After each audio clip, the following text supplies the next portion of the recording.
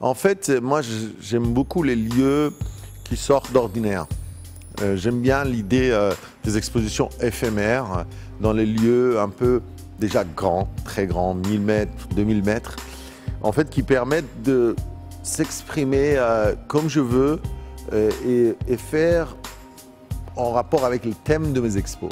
Par exemple, là, actuellement, le thème, c'est Lost World, voyage. En fait, c'est tout cet environnement un peu de rêve, des endroits un peu extraordinaires.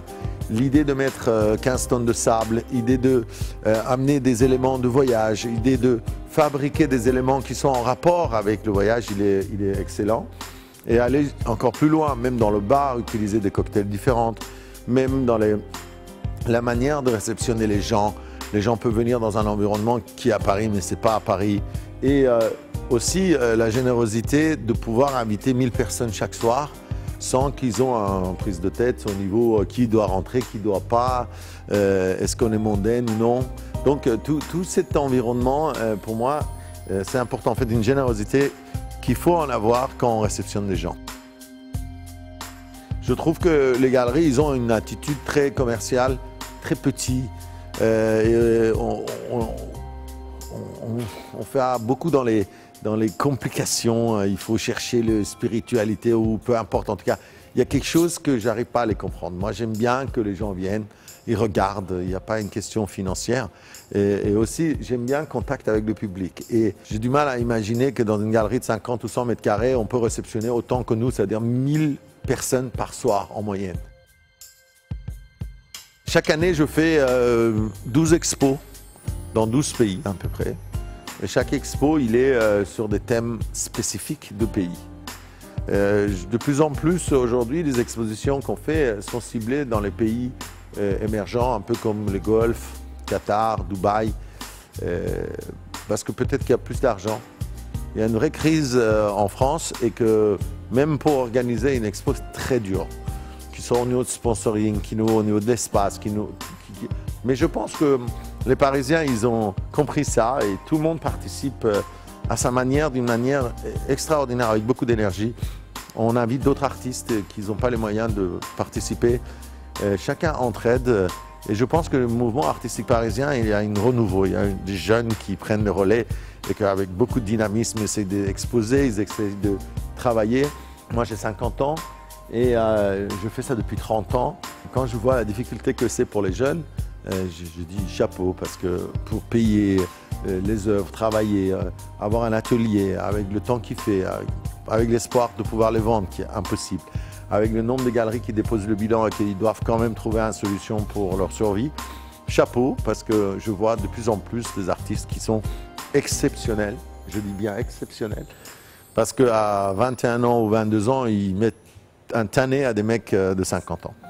Aussi, de plus en plus, les gens dans l'immobilier, comme ils ne vendent pas, ou en tout cas, il y a une vraie crise. Et ils ouvrent les lieux un peu magiques comme ça pour que les gens voient et que d'ailleurs, ça leur amène du monde. Et en plus de ça, ils peuvent l'utiliser après comme des espaces événementiels pour d'autres choses. En fait, dans chaque crise, il y a un côté de bonnes choses. C'est que, évidemment, on ne gagne pas d'argent, mais on s'amuse beaucoup. Et que de plus en plus les rencontres sont géniaux.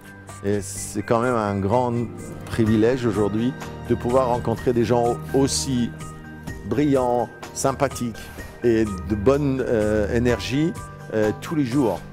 Parce qu'en tenant compte que tous les jours on reçoit du monde, le pourcentage est très élevé, de plus en plus. Et je pense, ça j'adore. Je pense que sur chaque artiste, il y a des phases. Moi, je suis un des pionniers de l'image numérique. Donc pendant longtemps, j'ai fait ça d'ailleurs, les images photographiques sont ça. Donc beaucoup de gens connaissent. Au fur et à mesure, il me manquait ce côté matière. C'est comme aujourd'hui, à beaucoup de gens, avec des tablettes numériques, ça leur manque le papier. Donc je me suis mis à faire les peintures par-dessus et je prends beaucoup de plaisir. Malgré que c'est plus compliqué et il faut consacrer plus de temps, en fait, je suis beaucoup plus à l'aise dedans. Chaque opération, en fait, chaque image que je fais, c'est partagé. En fait, garder les images, même les plus beaux au monde, dans un tiroir, il ne sert à rien. Moi, je l'ai fait. Les carnets de voyage, je le fais depuis vraiment plus que 30 ans. Et c'est parce que je suis hyper actif. et je dors très peu. Et quand je suis en voyage, j'adore prendre tout ce qu'il y a. Donc en extra bagage, je suis à 200-300 kilos. Et j'ai trouvé la solution. Et les carnets de voyage me permettent d'avoir un retour de mes mémoires, de partager avec les gens d'une manière beaucoup plus sincère. Parce que quand vous faites une photo, vous voulez trafiquer l'image, bon, les gens ils voient, ils disent « waouh », mais il n'existe pas vraiment l'endroit. Mais tandis que le carnet de voyage est réel. Et aussi, en fait, c'est un peu une essence de moi, de ce que je sens dans chaque pays, parce que les matériaux sont différents, les feuilles sont différentes, tout est différent. L'odeur est différente, donc chaque carnet il a son identité. Et le fait qu'il y a cette identité, ça intrigue les gens en disant « waouh, mais est-ce que c'est la même personne qui a fait tous ces carnets ?» Donc évidemment, on voit que les pays sont différents, donc les carnets sont différents. Surtout, je fais tous les carnets vraiment sur place. Je fais aucun carnet une fois que j'ai rentré, aucun. En fait, je les touche même plus. Je répare, donc c'est un moyen qui soit plus disponible pour les gens.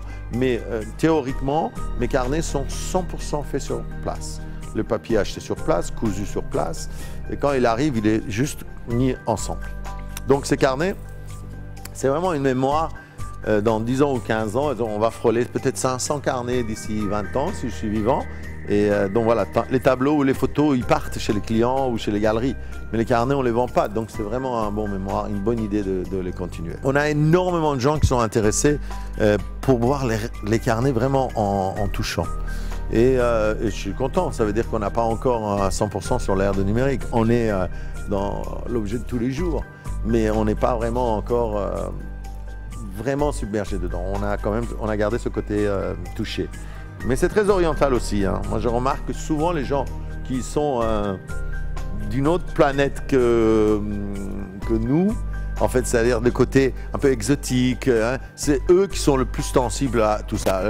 Les vrais, les durs des durs qui sont habitués au numérique, quand ils regardent sur une projection, ça les suffit. Mais une catégorie des gens ont besoin d'aller plus loin et les toucher et sentir. Voilà.